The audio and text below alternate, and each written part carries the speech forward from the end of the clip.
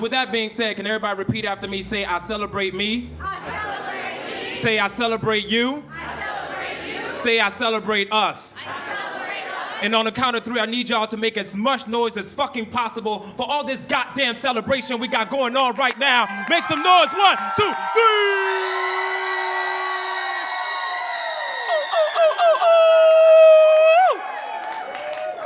So when my then 5-year-old son asked me, what did you want to be when you grew up?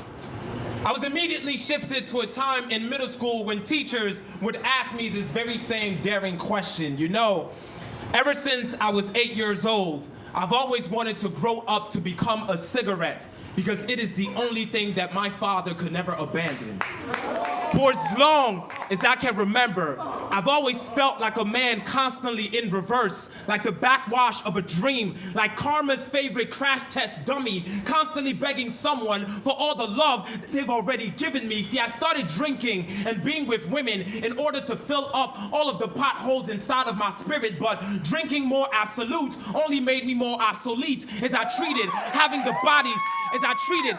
bodies of women like mirrors to try and convince myself that I was beautiful in the pleasures that I could give them. When I was 13, I first started building train tracks on my stomach, some on thighs, to all the parts of me that I wish I could forget. But now, all I'm left with is this vulgar smile stitched to a sense of humor, hiding the boy with the skin of a scarecrow, because it's the only way that his corny heart can ward off all of the birds and the bees. The only thing that my father ever passed me, y'all, is this uncanny ability to hurt the people that we love the most. In a split second, I lost a woman that I thought I loved more than my 3rd-degree scars. The very next year, at a random doctor's visit, y'all, I found out that I was alcohol intolerant, that I've drunk so much over the years that liquor has become poisonous to my blood, so my very next shot could have well been my last. You know, God, He has a funny sense of humor. Took away the 2 things that I harbored on the most to teach me of real love, and that women and liquor are not a cure to your loneliness. So where do you want to be when you grow up?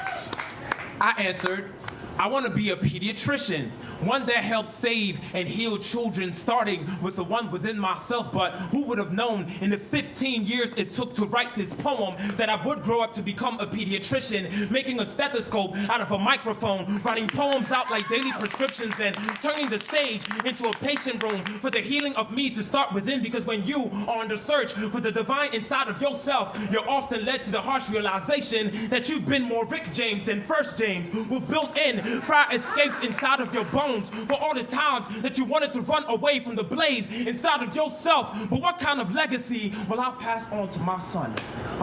Will I give him a legacy of just another black boy with hands like ashtrays for him to inherit the butts of his father's mistakes? See, I used to want to grow up to become a cigarette. Made sense because I'm a Cancer, but there's no chemotherapy to my astronomy. Yet I still radiate like a sun that is afraid to shine, but always willing to give all of his light to save anybody's sunset, which is all with the excruciating reality that I do not want to die alone. So I tell him, son, you can grow up to be anything that you want.